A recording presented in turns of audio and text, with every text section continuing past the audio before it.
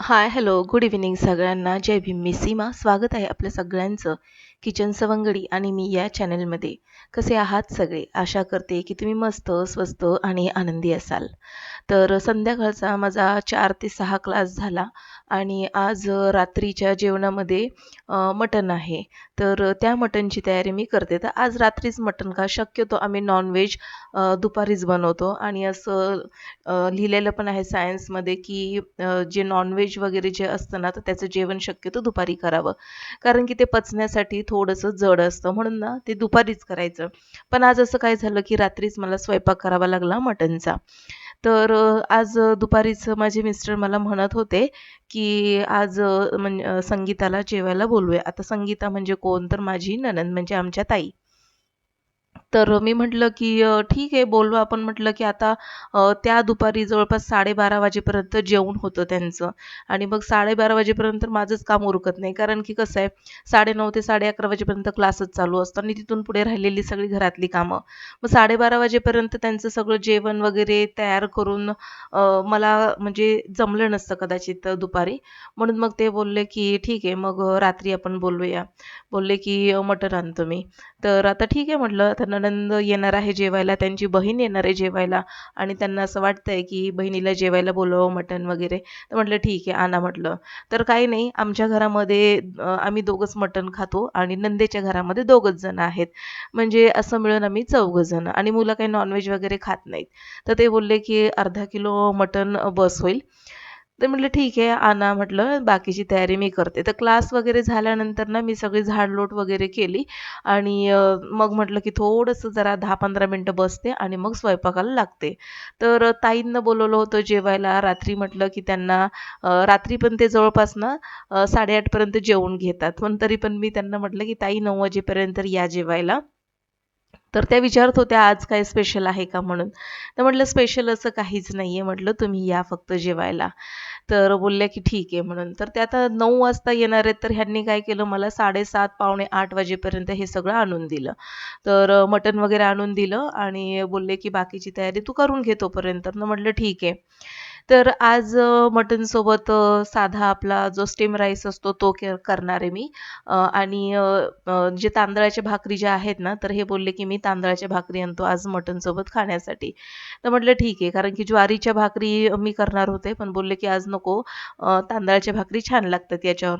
म्हटलं, "ठीक आहे, आणा." म्हटलं. मग ते आता तिकडे आणायला गेलेले आहेत, तर मी इथे तोपर्यंत काय केलं, मटणला छान अशी फोडणी देऊन घेतली.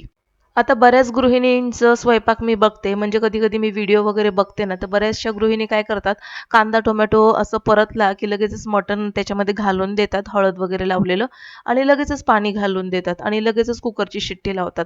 तर असं ना कधीच करायचं नाही. कधीही चिकन किंवा मटण तुम्ही जर करत असाल ना, तर कांदा, टोमॅटो परतून झाल्यानंतर त्या नॉन-व्हेजचं पाणी तुम्ही पूर्णपणे आटवून घेतलं पाहिजे आणि मगच गरम झालेलं पाणी तुम्ही कुकरमध्ये घालून त्याच्या मटण असेल तर 5 ते 6 शिट्ट्या तरी निदान केल्या पाहिजेत. डायरेक्ट जर तुम्ही असं मटण किंवा चिकन त्याचं अंगचं पाणी आटवून न घेता डायरेक्ट पाणी घातलं ना, तर त्याची चव पण थोडी वेगळी येते आणि त्याचा एक वेगळा वास देखील येतो. तर ही एक गोष्ट आपण टाळली पाहिजे. निदान मी तरी असंच करते. आता जवळपास 8, 8:15 होऊन गेले होते आणि आता 9 वाजता ताईंना बोलवले म्हटल्यानंतर आता इथे माझी एक गडबड सुरू झाली.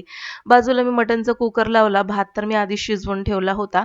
तर आता इथे ना पॅनमध्ये मी जवळपास मध्यम आकाराचा मोठा कांदा, अर्धा टोमॅटो भाजत घातलेला आहे आणि मसाल्यामध्ये मी घेतलेले 1 चमचा जिरे घेतलेले, 1 चमचा तीळ, अर्धा चमचा खसखस, अर्धा चमचा चण्याची डाळ, 2 लाल मिरच्या घेतलेल्या आहेत, लवंग घेतले, मिरी घेतली, दालचिनी, त्याच्यानंतर हिरवी वेलची घेतली एक असं सगळं आणि सुकं खोबरं घेतलेलं आहे किसलेलं. तर हा सगळा मसाला कांदा छान असा लालसर असा भाजल्यानंतर हा सगळा अख्खा मसाला मी यामध्ये घातलाय. तुम्हाला सांगू का? जर आपण जेव्हा नॉन-व्हेज वगैरे करतो ना, तर वाटणामध्ये ना अख्खा गरम मसाला जर तुम्ही घालून वाटला, त्याची पेस्ट जर बनवली ना वाटण, तर त्या मसाल्याची चवमध्ये त्या मसाल्यामध्ये बनवलेले नॉन-व्हेज त्याची चवच खूप वेगळी लागते. आणि जर तुम्ही रेडीमेड मसाला जर वरतून घातला ना, त्याची चव वेगळी लागते. ते एकदा असं नक्की ट्राय करा.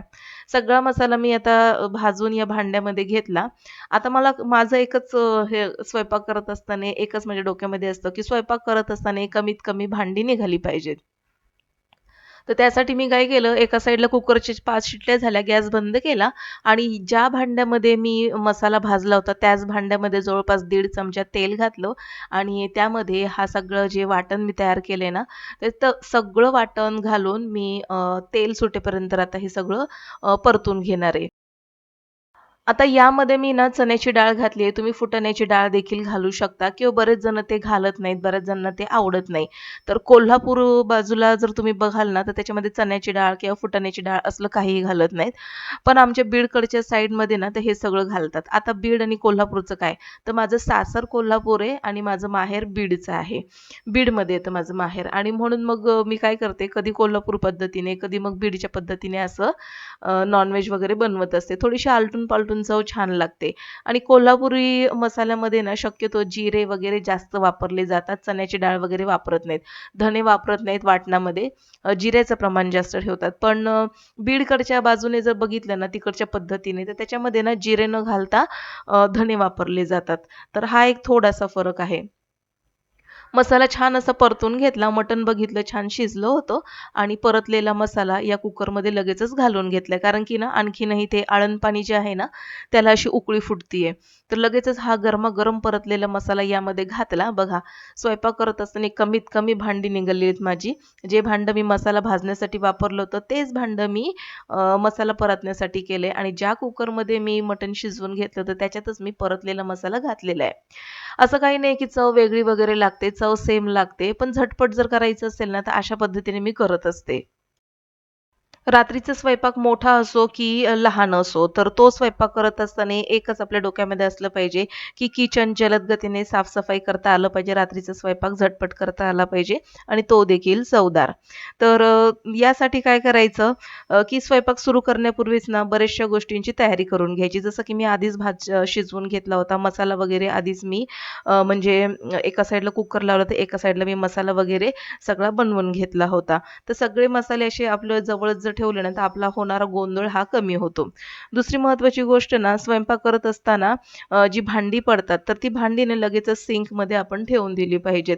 म्हणजे किचनच्या ओट्यावरती जास्त काही पसारा होत नाही, किचन आवरल्यासारखं दिसतं आणि भरभर मग आपण ती भांडी आवरून किचन स्वच्छ ठेवू शकतो. आणि बऱ्याचदा असं होतं, की किचनमध्ये काम करत असताना घाई-गडबडीमध्ये बऱ्याचदा अशी तेलकट भांडी थोडीशी जळाल्यासारखी होतात किंवा मसाला वगैरे लागला जातो. तर अशी तेलकट, चिकट भांडी जी असतात ना, आता गरम असतानाच ती सिंकमध्ये पाणी ओतून ठेवायचं त्याच्यामध्ये. मग तोपर्यंत आपलं काम होईपर्यंत ही भांडी छान भिजली जातात आणि पटापट ती भांडी स्वच्छ करायला आपल्याला मदत होते. आता कोल्हापूर साईडला ना नॉन-व्हेज सोबत म्हणजे जे पाहुणे वगैरे कोणी येणार असेल, तर ना नॉन-व्हेज वगैरे बनवलं असेल, तर तिथे ना मस्तपैकी अशा चपात्या वगैरे बनवल्या जातात. भाकरी वगैरे शक्यतो बनवत नाहीत. पण बीडकडच्या साईडला ना नॉन-व्हेज जर बनवलं ना आपण, तर त्याच्यासोबत भाकरीच हवी आहे. मग त्यातल्या त्यात बाजरीची किंवा ज्वारीची भाकरी असेल, तर उत्तम. पण आपल्या मुंबईसारख्या ठिकाणी कसं आहे, हल्ली ना नॉन-व्हेज सोबत तांदळाची भाकरी वगैरे खाण्याची खूप फॅशन आहे आणि छानही लागतं बरं का ते. तर तशा पद्धतीने आज म्हटलं की चला आपण तांदळाच्या भाकरी आणूया आणि माझा वेळ देखील वाचेल कारण की दिवसभर काम करून मी देखील थकले होते. यांना म्हटलं ठीक आहे आणा म्हटलं. मी देखील काय असं जास्त फोर्स केला नाही की मी म्हणजे ज्वारीच्या भाकरी वगैरे बनवते म्हणून. कधी-कधी असं असतं ना की कामं भरपूर असल्यानंतर थोडंसं स्वतःच्या वेळेचा आणि स्वतःचा देखील आपण विचार केला पाहिजे आणि ज्यावेळेस समोरचं कोणी जर म्हणत असेल ना की मी भाकरी वगैरे बाहेरून आणतो, तर त्यावेळेस स्वतःचं जास्त डोकं चालवायचं नाही. ठीक आहे चालेल म्हणायचं. मी बाकीचं आवरते तोपर्यंत. तर तसंच आज मी केलं आणि मिस्टर बोलले, की "ठीक आहे, मी आणतो" म्हणून. तर बघता-बघता मी किचनच्या सिंकमध्ये जेवढी भांडी होती ती सगळी आवरून घेतली. इथे माझा स्वयंपाक देखील झालेला आहे. मस्तपैकी असा कट आला होता मटणला, तर त्याच्यामध्ये ना उकळत असतानाच मी कधी कोथिंबीर घालते. म्हणजे कोथिंबीरीचा अर्क छान असा रस्स्यामध्ये उतरतो. एका साईडला भात झालाय, आमटी झालेली आहे आणि आता म्हटलं, की चला किचनचा ओटा हातासरशी पुसून घेते. आता ओटा इतका मस्त स्वच्छ आणि इतकं आरामदायी वाटतंय ना, तर ताई आल्या होत्या आणि त्या हॉलमध्ये बसल्या होत्या. त्यांना म्हटलं, "हॉलमध्ये बसा, पंखा लावलाय मी आणि इथे मी किचनमधून त्यांच्याशी गप्पा वगैरे मारते. ताई बरोबर सांगितलेल्या वेळेवर 9 वाजता या म्हटलं, तर बरोबर 8:45ला आल्या होत्या आणि मला म्हणाल्या, की "काय करायचं बाकी आहे का?" तर म्हटलं, की "नाही, सगळं झालंय, तुम्ही बसा आता." तर त्या बसल्या तोपर्यंत म्हटलं सॅलड बाकी होतं, तर पटापट चिरून घेते. तर काकडी आणि कांदा सोबतच लिंबू वगैरे हे सगळं लागतं. तर त्यांच्याशी गप्पा मारत भर इकडे आता हे सॅलड मी तयार करून घेतीये. नॉन-व्हेजचं जेवण असू द्या किंवा आपलं साधं व्हेज जेवण असू द्या, सॅलड आपल्या ताटामध्ये असणं फार गरजेचं आहे. कारण की सॅलड आपल्या ताटामध्ये खाणं आहे ना, की ते आपण कच्चं खाऊ शकतो आणि कच्चं म्हणजे सॅलडचे प्रकार जितके आपल्या शरीरात जातील ना, तितकं चांगलं असतं. एका साईडला मस्तपैकी मी काकडी आणि कांदा वगैरे कापून घेते. लिंब देखील यांनी आणून ठेवलेली, तर 2 लिंबू घेतलेले आहेत चिरायला. आता हे सॅलडचं ताट देखील व्यवस्थित चिरून छान असं सजवून ठेवते.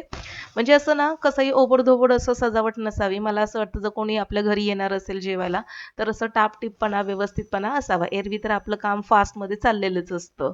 आणि आणखीन एक महत्त्वाची गोष्ट, घरी जर कोणी पाहुणे किंवा मग आपल्याच घरातले कोणी जर माणसं जेवायला वगैरे येत असतील ना, तर माझं एक गोष्टीकडे जास्त लक्ष असतं, की जेवणानंतर किचनमध्ये घाणेरड्या भांड्यांचा डोंगर साचणार नाही, याकडे माझं लक्ष जास्त असतं. त्याच्यामुळे भांडी पडली ना, की मी पटापट आवरून ठेवत असते. म्हणजे किचन नीटनेटकं वाटतं आणि जर कोणी क्वचित किचनमध्ये आलं, तर आपलं किचन असं एकदम असं अस्तव्यस्त असं दिसत नाही. तर ते नेहमीचंच असतं माझं. तर छान अशी आमटी तयार झालेली. आता इथे आमटी तुम्हाला थोडीशी अशी रस्सेदार दिसेल, तर कारण की सगळ्यांना तसंच आवडतं आणि कोल्हापूरला जर तुम्ही म्हणाल, तर ही आमटी आणखीन पातळ असते, कारण की तिकडच्या साईडला रस्सा जास्त पिला जातो. आणि किचनची रात्रीची साफसफाई मी अशा पद्धतीने केलेली आहे. पूर्ण किचनचा ओटा आवरून सगळे भांडी वगैरे घासून स्वच्छ केलेली आहेत. तर असं होतं आजचं माझं रात्रीचं रुटीन. आजचं माझं रुटीन जर तुम्हाला आवडलं असेल तर नक्कीच लाईक करा आणि हो माझ्या चॅनलवर जर तुम्ही पहिल्यांदाच आले असाल ना, तर नक्कीच सबस्क्राईब करून बेल आयकॉन प्रेस करा. भेटू पुन्हा अशा एका नवीन इंटरेस्टिंग व्हिडिओसहित. तोपर्यंत बाय.